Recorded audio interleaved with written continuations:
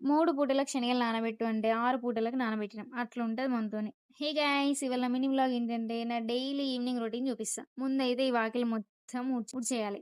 అది కంప్లీట్ అయ్యాక బోనులన్నీ బయట పెట్టేసా. అవి బయట పెట్టేటప్పుడైతే ఇవి చూషిన. ఈ శనగలు మా మమ్మీ కర్రీ కోసం నానబెట్టు అంది.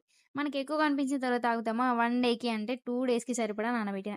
ఇంకా నెక్స్ట్ డే మొలకలొచ్చాక మళ్ళీ అదే కర్రీ అనైతే కడిగి పక్కకు పెట్టేసిన. నెక్స్ట్ అయితే ఇల్లు ఊడవాలి. మా రూమ్ అయితే ఓకే. కానీ మా అన్న రూమ్ ఇట్లుంటది.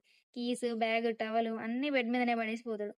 అవన్నీ తీసి ఇంకా నీట్‌గా బెడ్ సర్దేసిన. ఆలోపే మా మమ్మీ వచ్చేసింది. అబ్బా! సాయిరాం బోర్లు తోమడం తప్పిందిరా అనుకున్నా. కానీ ఇంక తప్పలేదు. ఒకరం తోమితే ఒకరం కడిగేసాం. ఎందుకంటే నేనే చాలా లేట్‌గా వర్క్ స్టార్ట్ చేసిన. కాబట్టి నైట్ అయిపోతదని. యాక్చువల్‌గా మా అన్న ఇంట్లో ఉన్నప్పుడే ఇంట్లోకి ఏమేం గ్రాసరీస్ కావాలి అని అడిగాడు. నేను తీరా లిస్ట్ మొత్తం చెప్పిన తర్వాత ఓకే బాయ్ మమ్మీ డబ్బులొచ్చాక తెచ్చుకోండి అని అన్నాడు. ఫూల్ అయినా అనుకున్నా. నేనింక ఫ్రెష్ అయ్యి అలా కూర్చున్నా అంతే. కాల్ చేసి సూపర్ మార్కెట్‌లో ఉన్న